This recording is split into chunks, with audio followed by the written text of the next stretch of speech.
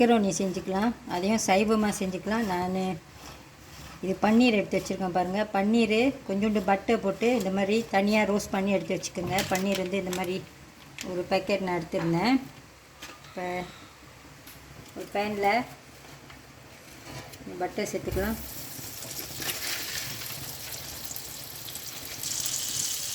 எண்ணெயை கொஞ்சம் சேர்த்துக்கலாம்.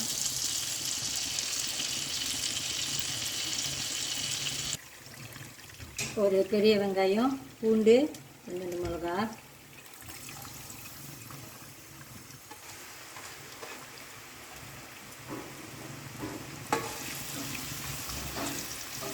இன்றைக்கி இந்த மெக்கரோனி நம்ம ஒயிட்டாக தான், வெள்ளை கலராக நான் செய்ய போகிறேன். சாஸ்லாம் ஒன்றும் சேர்க்காம.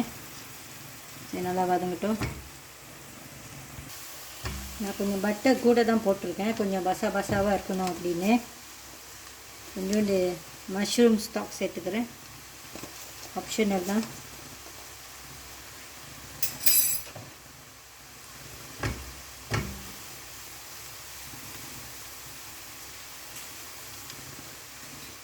குடமிளகா எடுத்து வச்சுருக்கேன், பச்சை, சோப்பு, மஞ்சள், இது தக்காளி பழம், உள்ளுக்கு விதையெல்லாம் எடுத்தாச்சு.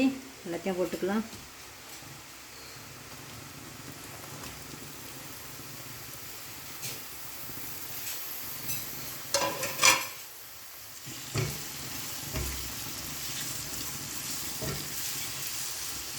கொஞ்சம் நேரம் வேகட்டும்.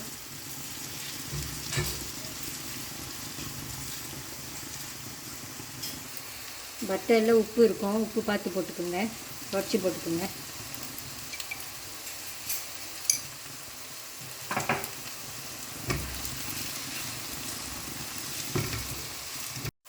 நான் இதை ரொம்ப நேரம் வேக வைக்கல, கலர் மாறிடும். இப்போ இந்த மெக்கரோனி சேர்த்துக்கலாம்.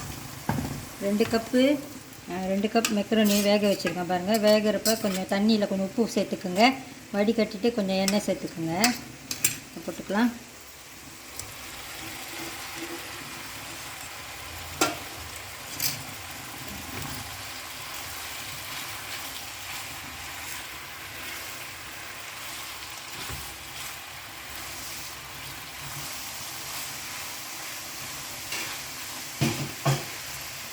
இந்த மெக்கரோனி பாஸ்தாலாம் செஞ்சால் எண்ணெய், பட்டர் இதெல்லாம் கொஞ்சம் கூட ஊற்றிக்கிட்டிங்கன்னா தான் நல்லாயிருக்கும். இல்லைன்னா அது அப்படியே ட்ரை ஆகிடும். நல்லா கலந்து விட்டுருங்க. கடைசியாக பன்னீர் சேர்த்துக்கலாம். ரோஸ்ட் பண்ணி வச்சுருக்கேன்.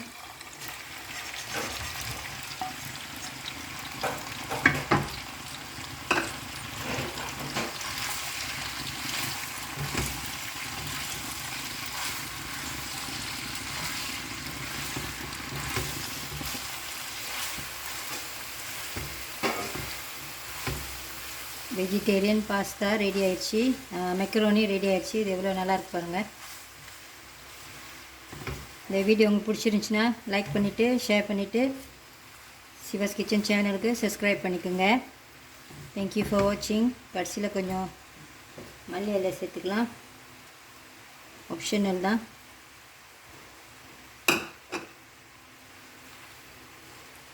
இது கொஞ்சம் இந்தியன் டேஸ்ட்டாக இருக்கும்.